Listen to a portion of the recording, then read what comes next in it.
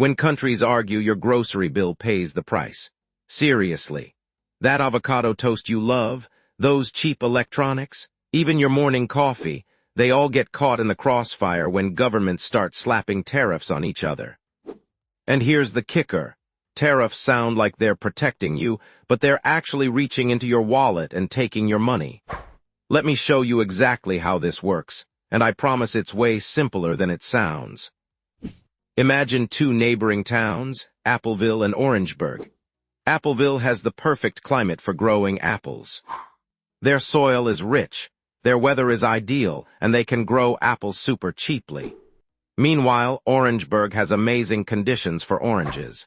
They've got citrus trees everywhere producing the juiciest oranges you've ever tasted. Now people in Appleville love oranges and people in Orangeburg love apples. So what do? They trade, obviously. Appleville sends a truck full of apples to Orangeburg. Orangeburg sends a truck full of oranges to Appleville. Everyone's happy. Appleville residents get delicious oranges at a good price because Orangeburg can grow them efficiently. Orangeburg residents get crispy apples at a good price because Appleville specializes in them. This is trade in its purest, simplest form. Both towns benefit because they're each doing what they do best. But then something happens. Some apple farmers in Orangeburg start complaining. Sure, Orangeburg is known for oranges, but they've got a few apple farmers too, and these farmers are struggling. Why? Because they can't compete with Appleville's cheap apples. The soil isn't as good, the climate isn't perfect, and it costs them way more to grow apples. When trucks from Appleville roll in with cheaper apples, Orangeburg's local apple farmers lose customers. So these farmers march to the mayor's office.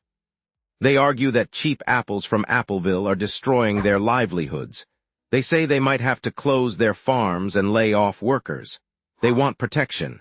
The mayor faces a tough decision. She wants to help local farmers, so she comes up with an idea: a toll. From now on, every truck bringing apples from Appleville has to pay a $50 toll at the border. This toll is a tariff. It's a tax on goods coming from another place. The mayor thinks this is brilliant. The toll makes Appleville's apples more expensive in Orangeburg, which means local apple farmers can compete again. Problem solved, right? Well, not exactly. Let's follow what actually happens.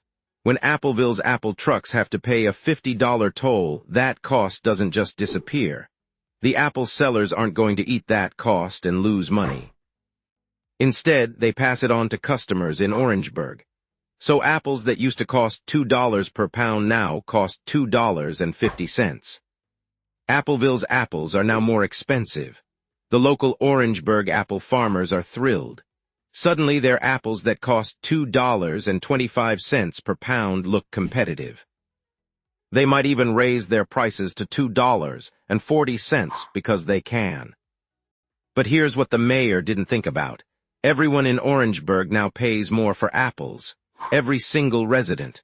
Whether they buy local apples or imported apples, prices have gone up across the board. But wait, it gets worse. The folks in Appleville aren't happy about this toll. Their apple sellers are losing business in Orangeburg. So Appleville's mayor decides to retaliate. If Orangeburg is going to charge a toll on apples, then Appleville will charge a toll on oranges. Now every truck bringing oranges from Orangeburg has to pay a $50 toll too. Now we've got a trade war, and guess who suffers? Regular people in both towns. Appleville residents now pay more for oranges. Orangeburg residents pay more for apples.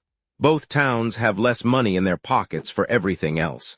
That family saving up for a vacation, they just lost some of their savings to higher fruit prices. That college student on a tight budget, their grocery bill just went up. And here's something really interesting. Remember those local apple farmers in Orangeburg who wanted protection? They need oranges too.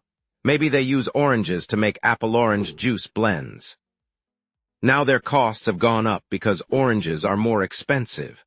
So even the people the tariff was meant to protect end up paying more for other things they need. This is exactly what happens with real tariffs between real countries. When the United States puts a tariff on steel from China, American companies that buy steel pay more. Car manufacturers pay more for steel, so they charge more for cars. Construction companies pay more for steel, so building houses gets more expensive. That cost ripples through the entire economy, touching everything. Let's talk real numbers.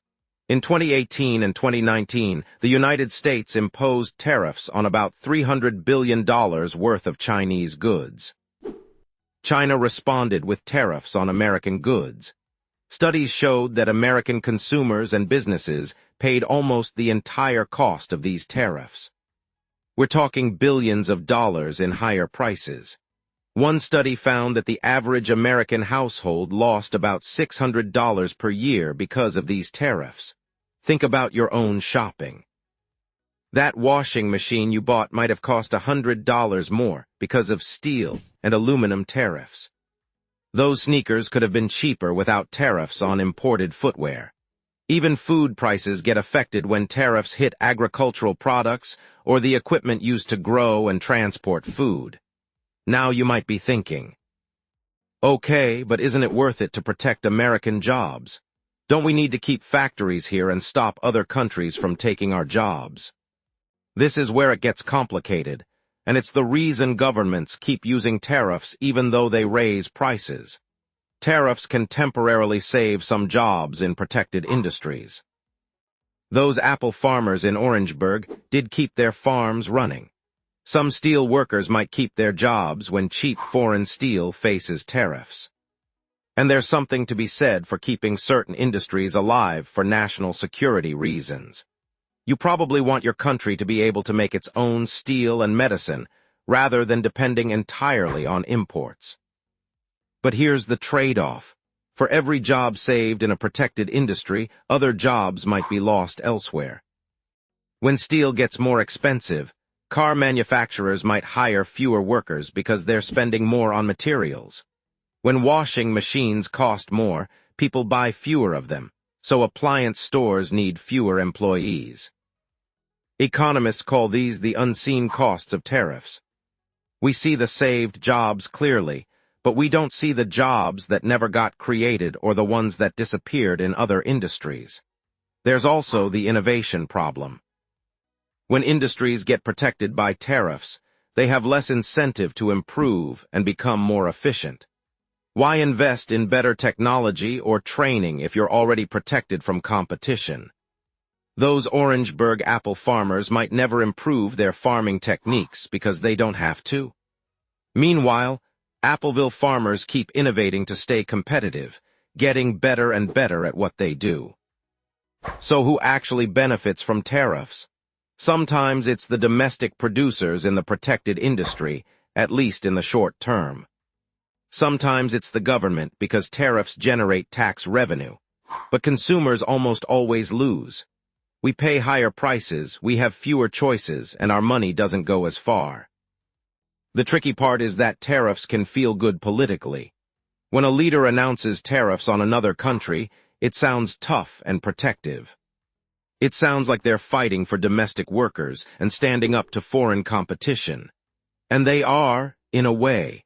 But they're also quietly raising prices on everyone. It's like a hidden tax that doesn't show up on your receipt, but definitely shows up in your bank account. Here's something most people don't realize. Tariffs are actually pretty old-fashioned. For most of human history, countries used tariffs as their main source of government revenue.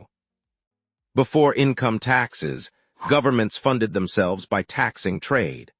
But modern economies have found better ways to raise money and better ways to help struggling industries. Direct support, retraining programs, and investment in education usually work better than tariffs without raising prices for everyone. The global economy today is also way more connected than those two simple towns. Your smartphone contains parts from dozens of countries. Tariffs on one part can affect the entire product's price. A car assembled in America might have an engine from Japan, steel from Korea, and electronics from China. Tariffs on any of these inputs make the whole car more expensive.